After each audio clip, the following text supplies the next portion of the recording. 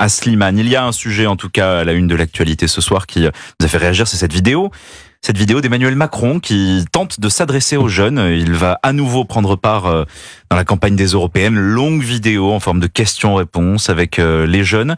Elliot, pourquoi est-ce que Renaissance n'arrive pas à attirer le vote de cette génération-là, les moins de 35 ans ? Alors, ce qui est assez frappant, en tout cas, c'est de voir en effet que dans les enquêtes d'opinion, Renaissance est singulièrement plus bas que l'intégralité des autres partis les plus populaires de France.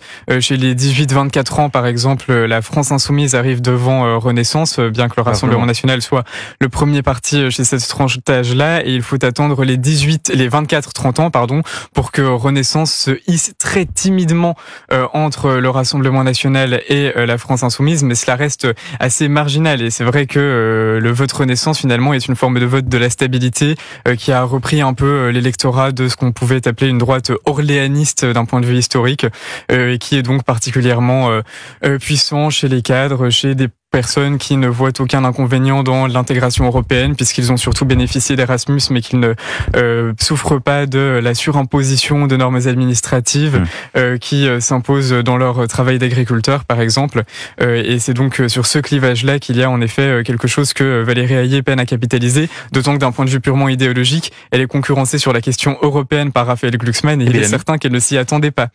Jules, à l'instant on avait avec nous en direct Shannon Seban qui est candidate en 25e position sur la liste de la majorité et conseillère à Rosny-sous-Bois. Elle parlait d'un temps de pédagogie nécessaire pour mobiliser cet électorat-là jusqu'au 9 juin.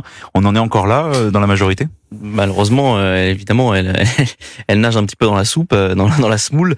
C'est-à-dire que depuis le début de cette campagne européenne, il y a que des problèmes dans la majorité présidentielle. Déjà, Valérie Hayé ne devait pas être là. Il y a eu une quinzaine de personnes à qui on a proposé à Bruno Le Maire, on a proposé à Clément Beaune. Personne n'a voulu rentrer dans cette bagarre-là. Pourquoi ? Parce qu'en fait, le combat a été perdu d'avance face à Jordan Bardella, qui est un rouleau compresseur, qui est aujourd'hui dans le dernier baromètre Opinionway pour Europe 1, CNews et les JDD, qui est à hauteur de 31% quand Valérie Hayé perd un point et est à 16. Donc déjà, c'était un problème d'incarnation. Ensuite, on a le problème de la campagne. On a d'un côté Emmanuel Macron et Gabriel Attal qui viennent de rentrer en campagne et qui sont sur des thèmes complètement différents. Cette semaine, Gabriel Attal, il était à La Rochelle pour commémorer l'abolition de l'esclavage. Il a pointé le RN, sans le nommer évidemment, mais on sentait bien les sous-entendus dans son discours. C'est évidemment un gros problème de motifs de campagne. Les gens ne vont pas se déplacer parce que la majorité présidentielle accepte ce débat avec le RN. Le RN, en plus, ça les arrange complètement d'avoir ce match parce que Jordan Bardella, il a théorisé ça. Il veut des élections de mi-mandat, il veut sanctionner Emmanuel Macron. Et donc, à qui tout ça profite ? À Raphaël Glucksmann, qui a une percée assez fulgurante dans les sondages et qui maintenant est vraiment juste dans le rétroviseur de Valérie Hayé. Et ensuite, ça pourrait aussi, à un moment donné, profiter à François-Xavier Bellamy parce qu'il y a des électeurs de centre-droit chez Emmanuel Macron qui ne sont pas du tout satisfaits de la campagne qui est menée par la majorité présidentielle. Je vous ai dit une campagne qui n'est fixée que pour l'Europe. Alors vous allez me dire c'est normal, c'est des élections européennes, mais les Français, ils ont envie que ce scrutin soit nationalisé.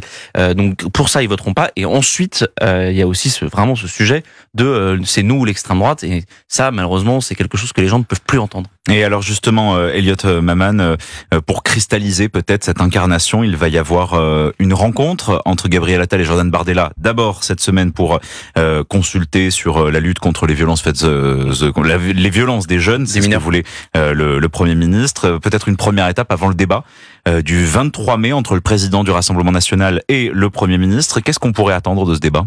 En tout cas, il est vrai qu'on a beaucoup voulu faire des asymétries entre les deux, entre les deux, considérer que par exemple Gabriel Attal avait précisément été nommé du fait de sa jeunesse parce qu'il pouvait constituer une forme d'arme anti-Bardella face à l'image du jeune cadet et du jeune gendre parfait que pouvait représenter le président du Rassemblement National et certains commentateurs avaient voulu faire lors de la nomination de Gabriel Attal des comparaisons pour dire que à cet égard, d'un point de vue tant sociologique sociologique qu'idéologique, si vous voulez. On pouvait trouver une complémentarité entre les deux.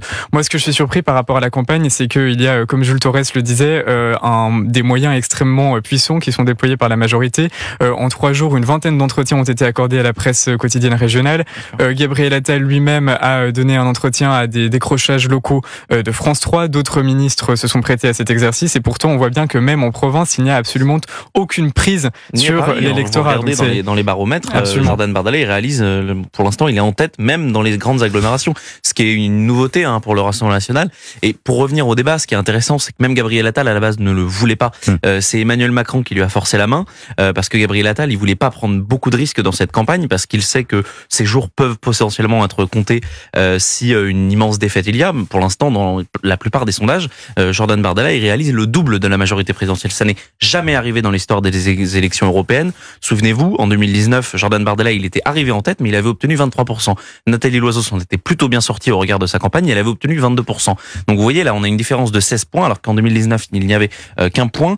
Et en effet, Elliot le rappelait, tous les ministres sont sur le pont. Emmanuel Macron, il a obligé ses ministres à y aller. Et visiblement, ça ne fonctionne pas, ça ne marche pas. Et pour Valérie Hayé, ça va être un mois encore très compliqué. Peut-être faudra-t-il aussi l'arrivée d'une flamme olympique pour susciter l'enthousiasme, comme on avait vu à Marseille pour cette fois les